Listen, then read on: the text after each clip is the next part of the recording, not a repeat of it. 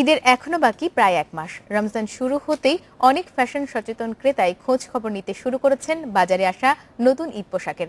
আর ক্রেতাদের কথা মাথায় রেখে আগাম প্রস্তুতিও আছে দেশের ফ্যাশন হাউসগুলোর।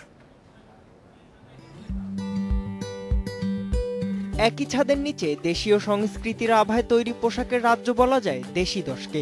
ক্রেতা উপস্থিতি তেমন একটা দেখা না গেলেও ঈদকে সামনে রেখে দোকানিরা প্রস্তুতি নিচ্ছেন বেশ জোরে সোরেই।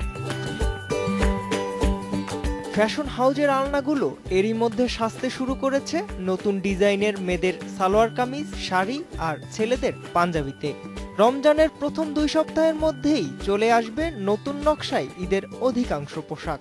ক্রেতা সমাগম খুব কম, এখন খুব কম, তবে এই দুদিন আমাদের শুক্র শনিবার খুব চাপ গেছে, কিন্তু আমরা আশা করছি যে 10 রোজা 5 রোজার মধ্যে ইনশাল্লাহ অনেক ক্রেতা সমাগম হবে।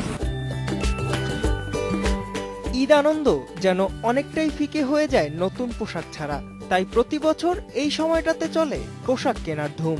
রমজানের মধ্যে রাজধানীর যানজট থেকে রেহাই পেতে কেউ কেউ আগে ভাগেই সেরে নিচ্ছেন কেনাকাটার অনেকটাই। রোজা তো এখনো শুরু হয়নি, তারপরে কেনাকাটা শুরু করলাম, রোজা শুরু হলে আরো ভিড় বাড়বে।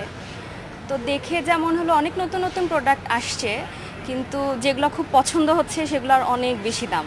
এখানে আসলাম, আমি একটা জামা কিনছি ইতিমধ্যে, তো দেখা যাক ঘুরে আর কি কি জামা কিনা হয়। আর সারা মাস তো পড়েই আছে। চেয়েছিলাম তো ঈদের আগেই করতে, কিন্তু জ্যামের কথা চিন্তা করেই আগে এসে পড়েছি। তবে মনে হয় পরে আরো কাপড় আসবে, তবে আবার আসবে।